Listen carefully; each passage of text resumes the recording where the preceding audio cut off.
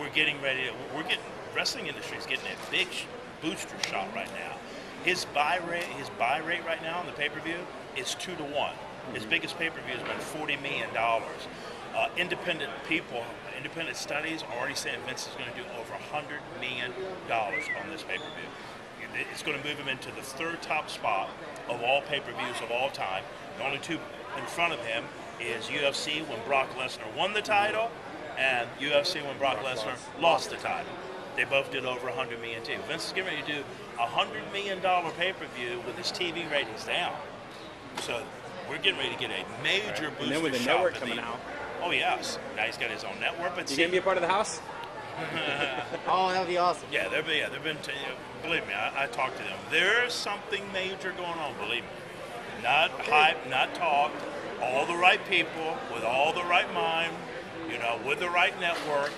There's things definitely going to happen. There's no way that Vince can just sit there all by himself. Right. It'd be very, very competitive to have another company that's serious, not just looking to come get a paycheck, not just looking to come get $1 million, but hey, let's do something. This is an awesome industry we're in.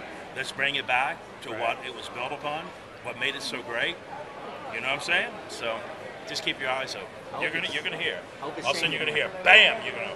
I remember Tatanka talking about something. Wait a minute. That's right. Nice. You're gonna see it. It's not a bunch of hype. And what do you think about like NWA out in Hollywood doing their shows? The talent there. I haven't seen. I know they've been doing shows. How have they been doing? They got their weekly show going on.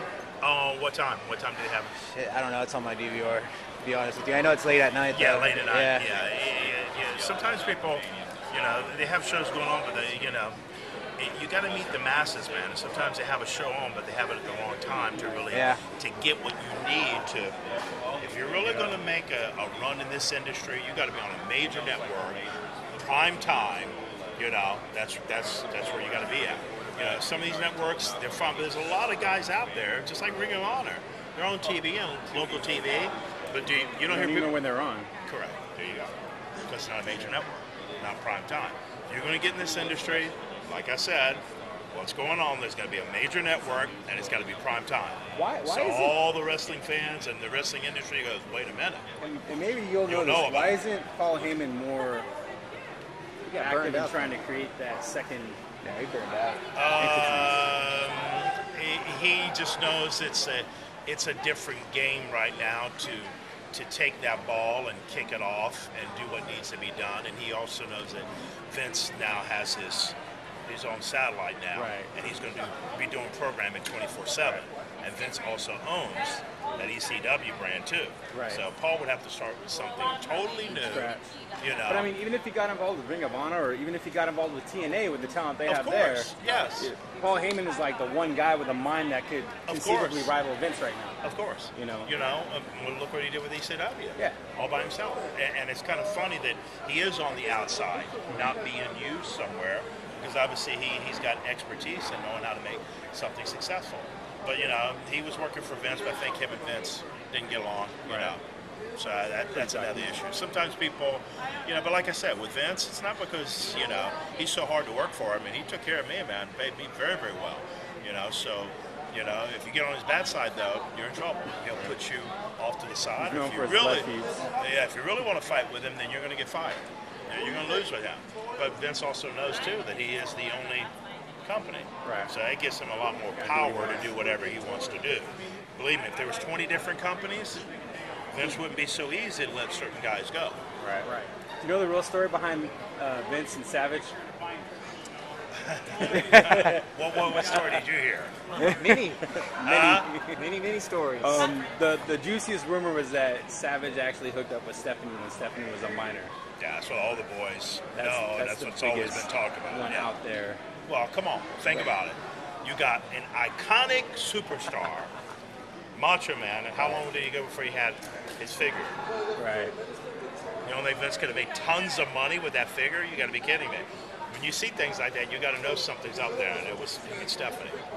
Yes. That's why there's some truth to that the boys have talked about it for years. Was I there knowing that that's what happened? But all the other boys that, probably good guys that you can believe, that's what they said all the time. So that's the reason Vince was so, you know. Not a mention of him in Hall of Fame this year. Yeah, and he should be in already.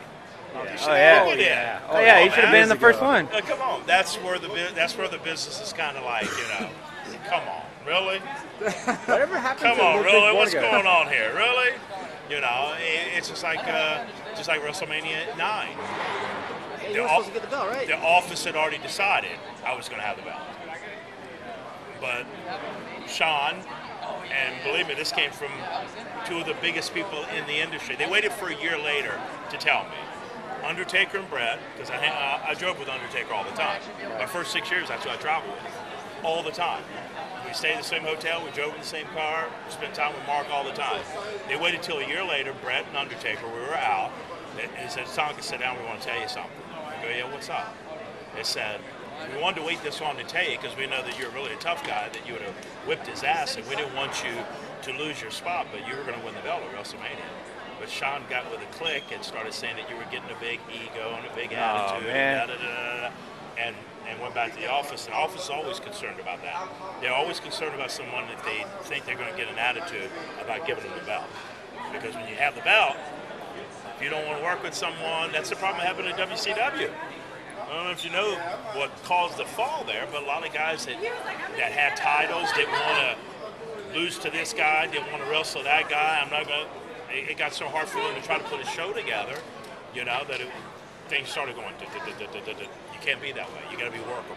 That's the reason John Cena's had so much success with Vince, because John Cena's always there to do whatever Vince wants. He's a great company guy. Yeah, Cena works hard. And not everyone likes him, but he works hard. He works hard behind the scenes. What he go to you? You don't like Cena?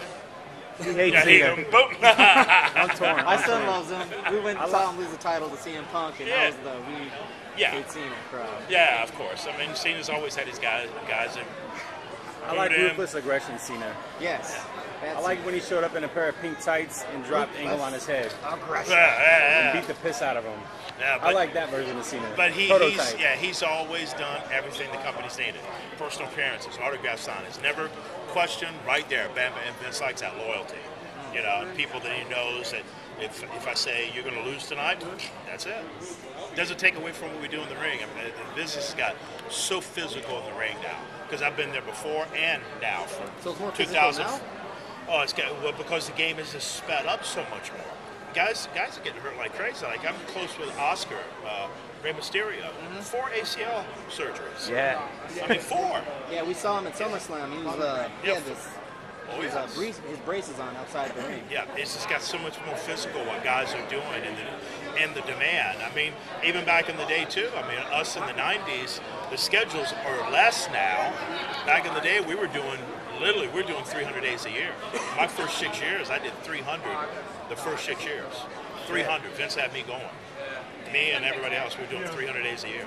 And I've been on the road 60 days straight. Hogan and those guys were on the road 90 days straight before getting home one day. 60 days straight for me, and the guys before that, in like the 80s, they did 90-day tours. Some of these guys owned off, Jake the Snake, 90-day tours. People think that we only wrestle on the weekend. What? 90 days. And we were doing double shots. 2 shows on a Saturday. We'd actually do a show at 1 o'clock somewhere, get out of the building, jump on a plane, fly to another city, and do a night show. They don't even do that now. And the young guys are, oh, this is tough, 4 days on and 3 days off.